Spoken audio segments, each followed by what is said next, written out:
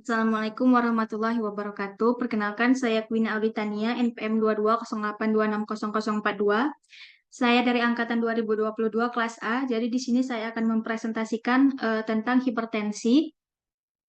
Nah, apa itu hipertensi? Hipertensi itu adalah suatu kondisi ketika tekanan darah terhadap dinding arteri terlalu tinggi. Nah, biasanya si hipertensi ini didefinisikan sebagai tekanan darah yaitu di mana 140/90 dan dianggap parah jika tekanan darahnya di atas 180/120. Hipertensi ini biasanya tidak menunjukkan gejala. Kemudian ada dua klasifikasi yaitu hipertensi esensial atau primer yang disebut juga hipertensi atau tekanan darah tinggi primer yang terjadi tanpa penyebab yang pasti. Masalah ini terjadi saat tekanan darah tinggi lebih besar dari 130 sistolik dan 80 diastoliknya. Kemudian ada hipertensi sekunder, yaitu hipertensi ini memiliki penyebab yang jelas karena kondisi medis tertentu. Salah satu kondisi medis yang rentan untuk terjadi hipertensi adalah penyakit ginjal. Tapi ini tuh wajar karena salah satu fungsi ginjal adalah untuk mengontrol tekanan darah. Saat tekanan darah terus naik, ginjal semakin sulit untuk mengontrolnya dan akhirnya dia bermasalah. Kemudian ada etiologi. Etiologinya yang hipertensi primer itu biasanya dari genetik, gaya hidup yang nggak sehat, ataupun dia obesitas. Kemudian ada hipertensi sekunder, etiologinya itu ada sindrom Conn atau produksi hormon aldosteron berlebih. Kemudian ada sindrom Cushing, di mana sindrom Cushing ini adalah produksi hormon kortisol berlebih.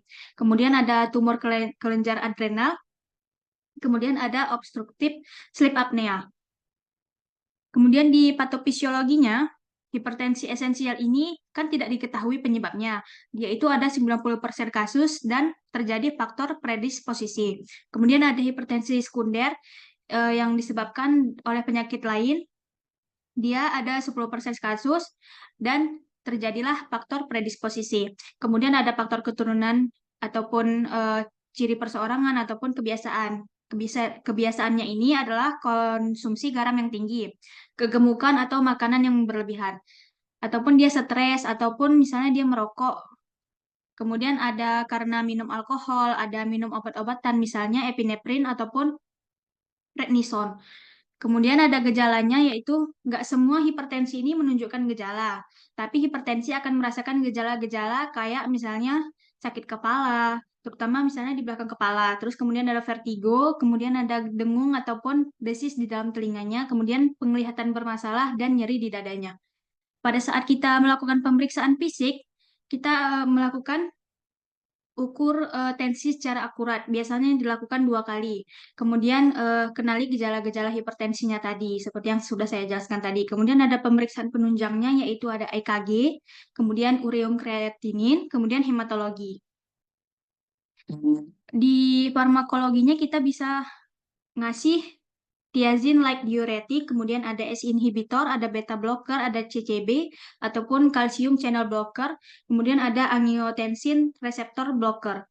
Di non farmakologinya kita bisa menyarankan dia kalau misalnya dia merokok ya dibilang lah jangan merokok, kebiasaan merokoknya dihilangkan, kemudian berolahraga minimal 10 menit lah per hari, kemudian hindari asupan garam yang berlebih ataupun makan makanan yang junk food atau apapun itu yang garam-garamnya itu melebihi biasanya. Kemudian ada mengubah gaya hidup menjadi lebih baik, ya seperti biasa kayak misalnya menjaga higienitas eh, lebih bersih lagi. Kemudian ada komplikasinya, dia ini hipertensi ini bisa menyebabkan penyakit jantung dan pembuluh darah.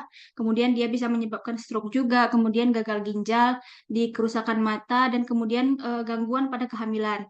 Ini bisa terjadi pada ibunya dan bayinya. Jadi kalau misalnya hipertensi itu sangat berbahaya bagi ibu hamil. Sekian presentasi dari saya. Assalamualaikum warahmatullahi wabarakatuh. Ini adalah referensi yang saya gunakan.